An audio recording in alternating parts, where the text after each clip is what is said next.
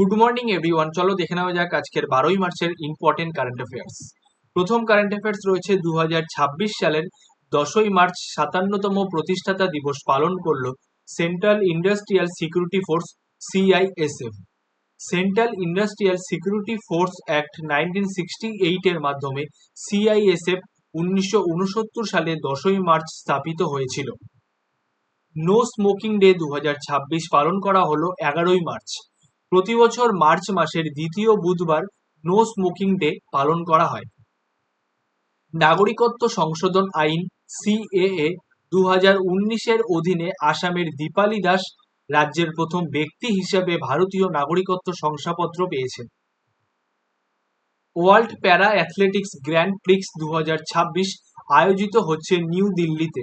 World para athletics grand Prix 2026 new দিল্লির জওহরলাল নেহেরু স্টেডিয়ামে 11ই March থেকে শুরু হয়েছে এবং চলবে 13ই মার্চ পর্যন্ত। মোট 8টি দেশ Bharat, Russia, Nepal, Bhutan, Hong Kong, Serbia এবং ইজিপ্ট থেকে 257 জন athletics world para athletics grand prix 2026-এ অংশগ্রহণ করতে চলেছেন। সম্প্রতি মাদ্রাজ হাইকোর্টের প্রধান বিচারপতি হিসাবে শপথ গ্রহণ করলেন বিচারপতি সুশ্রুত অরবিন্দ ধর্মাধিকার। তিনি মাদ্রাজ হাইকোর্টের 55তম প্রধান বিচারপতি হয়েছেন। লামিতিয়ে 2026 সামরিক যৌথ মহড়া শুরু হয়েছে ভারত এবং সেশেলসের মধ্যে।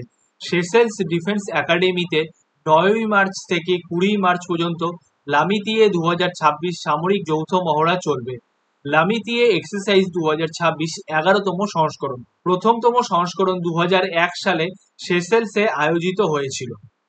ইন্টারন্যাশনাল ম্যালেরিয়া কনফারেন্স 2026 আয়োজিত হলো নিউ দিল্লিতে। এই কনফারেন্সের থিম ছিল discovery, development and delivery, driving malaria elimination and beyond. 7ই মার্চ থেকে 9ই মার্চ পর্যন্ত আয়োজিত হয়েছে এই কনফারেন্স।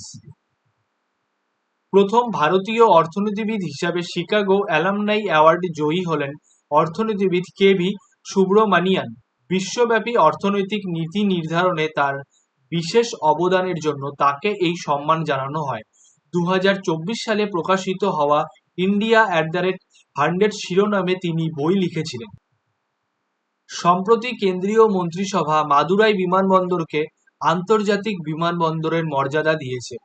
নেক্সট এবং আজকে লাস্ট কারেন্ট অ্যাফেয়ার্স রয়েছে ইন্ডিগোর সিইও পদ থেকে পিটার এলবার্সের পদত্যাগের পর ইন্ডিগোর অন্তর্বর্তীকালীন সিইও হলেন রাহুল ভাটিয়া। ইন্ডিগোর সহ প্রতিষ্ঠাতা হলেন রাহুল ভাটিয়া।